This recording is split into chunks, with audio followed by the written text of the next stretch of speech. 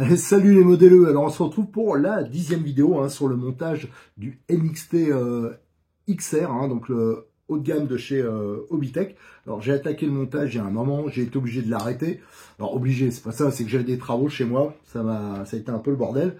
Et surtout j'avais une pièce qui avait un défaut, une rotule à l'arrière qui n'était pas du bon diamètre. Alors on m'en a renvoyé une, et entre temps j'étais passé à d'autres choses, et après je me suis laissé déborder.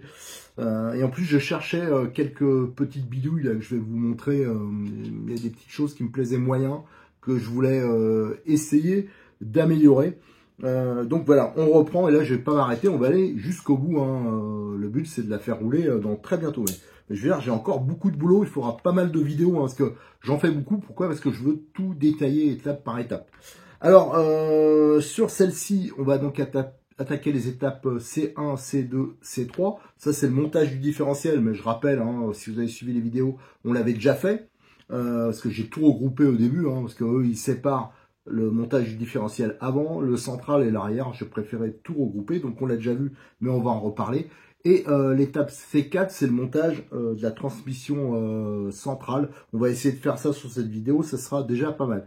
Mais avant, je voudrais vous détailler les petites modifs que j'ai faites tout à l'heure. Il y a des petites choses que j'ai fait au niveau du placement du train avant et surtout de la fixation de la biellette de direction. Ça me plaisait pas trop. Alors je sais que maintenant c'est le genre de mode de fixation des biellettes, mais moi ça me va pas. Alors je vais vous montrer une petite astuce pour ceux qui seraient intéressés pour avoir un démontage beaucoup plus facile et surtout un entretien, voilà, ce qui est vraiment facilité.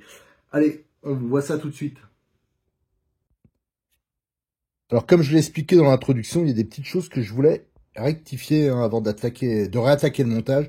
Alors, je sais pas si ça se voit, mais en dessous de la cale, là, j'ai légèrement biseauté pour que ça rentre plus facilement, pour donc améliorer le montage et démontage de l'ensemble sur la voiture. Alors, faites attention, pareil, quand on fixe la platine, là, que ça se mette pas tout de travers, parce que moi, ça m'est arrivé.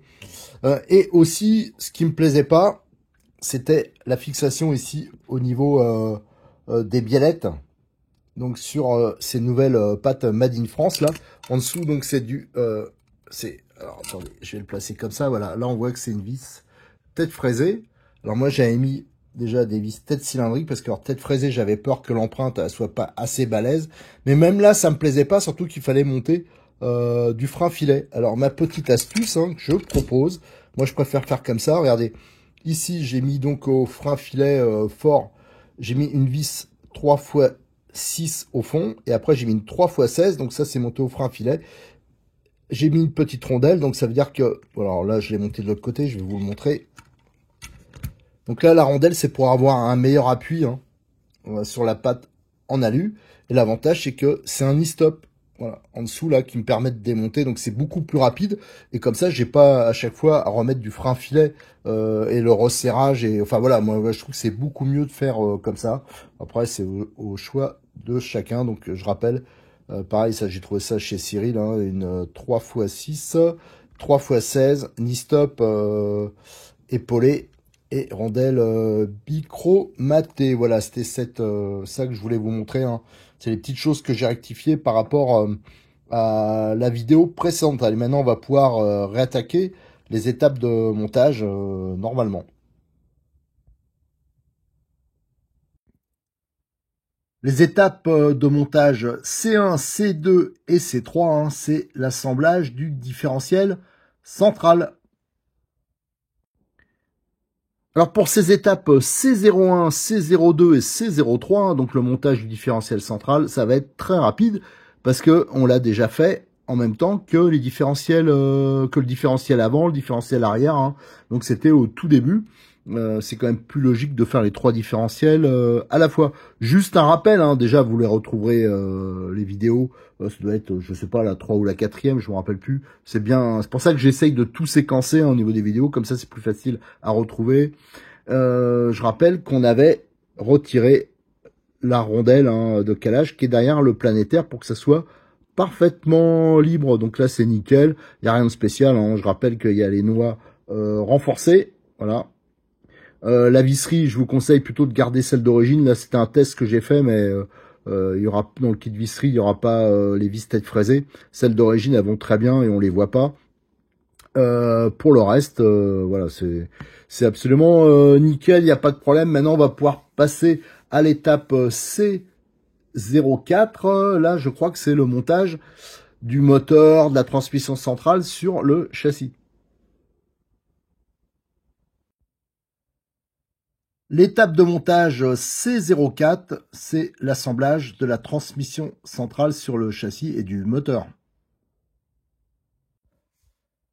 Alors pour cette étape C04, on retrouve la même chose que pour le RR. Là, il n'y a pas eu d'évolution. Je vais en profiter quand même pour vous remontrer les différences avec les versions RTR. Alors sur les RTR, vous avez aussi de beaux paliers usinés. D'ailleurs, ça, faut le signaler, parce que c'est assez rare sur les RTR d'avoir quelque chose d'aussi qualitatif au niveau du support moteur, parce que c'est à glissière. Donc là, on voit avec le moteur.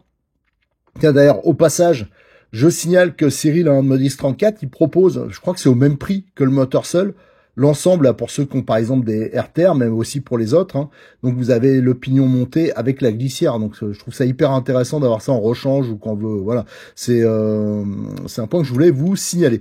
Donc vous avez donc ce système de glissière et on voit c'est légèrement incliné et il y a 2 points de fixation en bas. Et on va voir sur les versions RR ou XR maintenant, on a 3 points de fixation.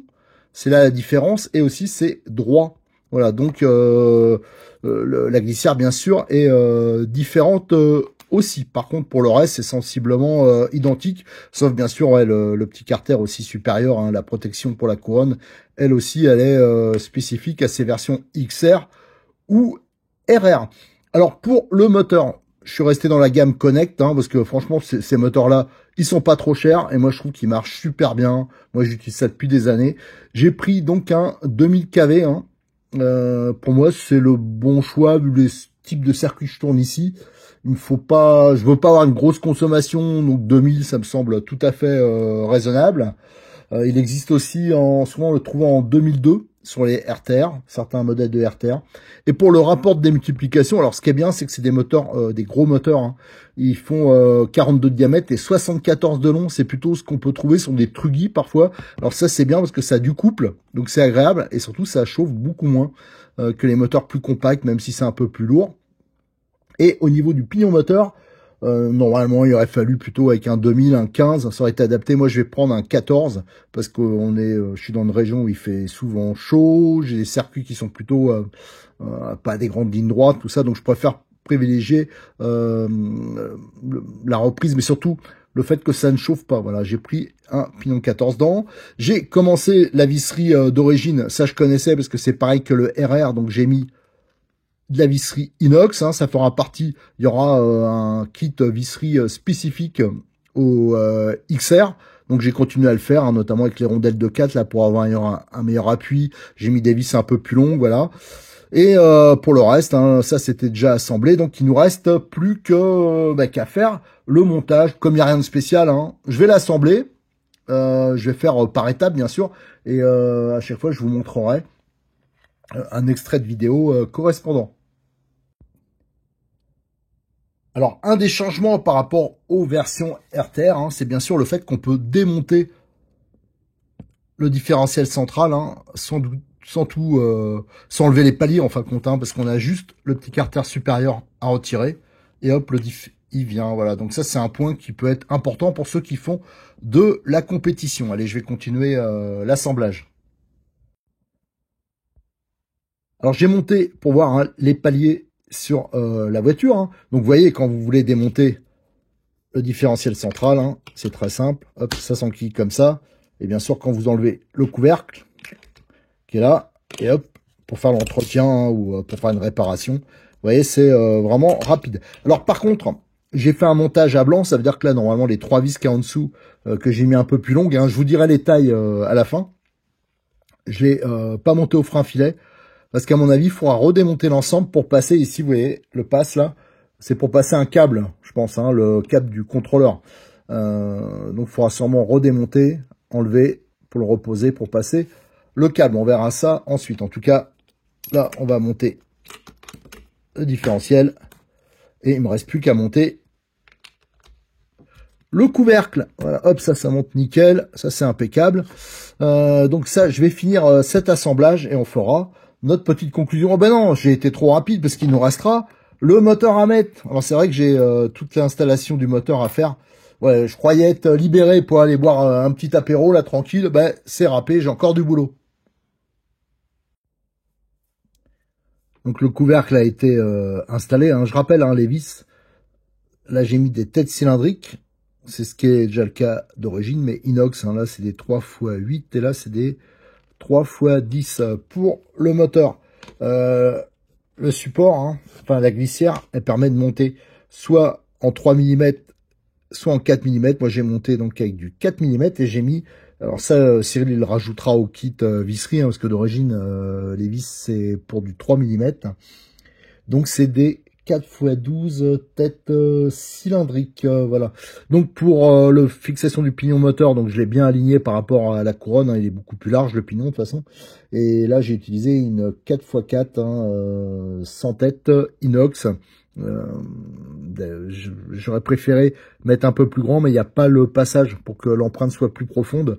Parce que quand on passe à la 5x4, l'empreinte elle est beaucoup plus profonde bizarrement. Mais là ça passait pas après. Ou alors il aurait fallu un peu modifier. Ça je le verrai, je le ferai peut-être plus tard. Comment dire, la glissière. Alors là il me reste juste à la mettre en place, à régler l'entredent. Donc pour la visserie, pareil, là, il y avait des têtes bombées d'origine. J'ai préféré, bien sûr, mettre de la tête cylindrique. C'est beaucoup plus fiable. Dans le temps, on peut faire un bon serrage. Et en rajoutant 2 rondelles de 4 hein, pour avoir un bon appui, un bon verrouillage. Et pour éviter de marquer aussi le palier. Alors ça, j'ai mis... ça, je l'ai noté, hein, des 3 fois pour la glissière. Si je me rappelle bien, c'est des... Non, je me rappelle plus. Bah, trou de mémoire. Terrible. Bon, je crois que c'est des... Oui, c'est des 4x12, voilà. J'ai pris une 4x12 dans le cas et deux 3x10.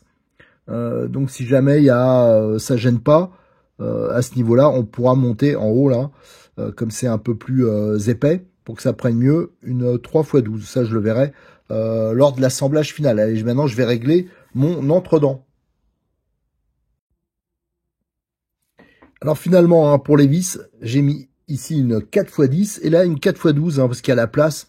Et je vous dis au niveau filetage, c'est un peu plus balèze. J'ai utilisé ma clé, hein, celle que je vous ai présentée l'autre fois, le petit cliquet de chez Lidl avec les embouts que j'ai pris chez Cyril. Hein, et ça c'est vraiment pratique parce que là on peut bien souquer pour avoir un entredent fiable. Alors l'entredent là, il est nickel. Ça c'est bon, il faut bien sûr bien aligner. Donc voilà, c'est une étape terminée, une étape importante. Ah oui, ici, un petit truc. Quand j'ai voulu régler l'entredent, alors je pense qu'avec un pignon de 15 dents, il n'y aurait pas le problème. Mais là, comme j'ai mis des rondelles comme ça, je pouvais pas régler l'entredent correctement parce que ça butait, bien sûr, sur le carter. Alors juste avec un cutter, hein, j'ai un tout petit peu coupé à l'angle. Voilà, donc ça c'est nickel, c'est bon à savoir. Alors, pour cette vidéo, c'est terminé. Je vais enchaîner. Hein. Là, maintenant, je vais reprendre le rythme normal. C'est vrai que le XR, je l'avais trop laissé de côté. Il y avait trop d'actualité. J'ai trop de choses à faire, on va dire. Et donc, le XR, la prochaine vidéo que je vais enchaîner tout de suite. Donc, ce sera la 11. Et là, on va s'occuper donc du diff arrière, hein, les étapes D1, D2, D3.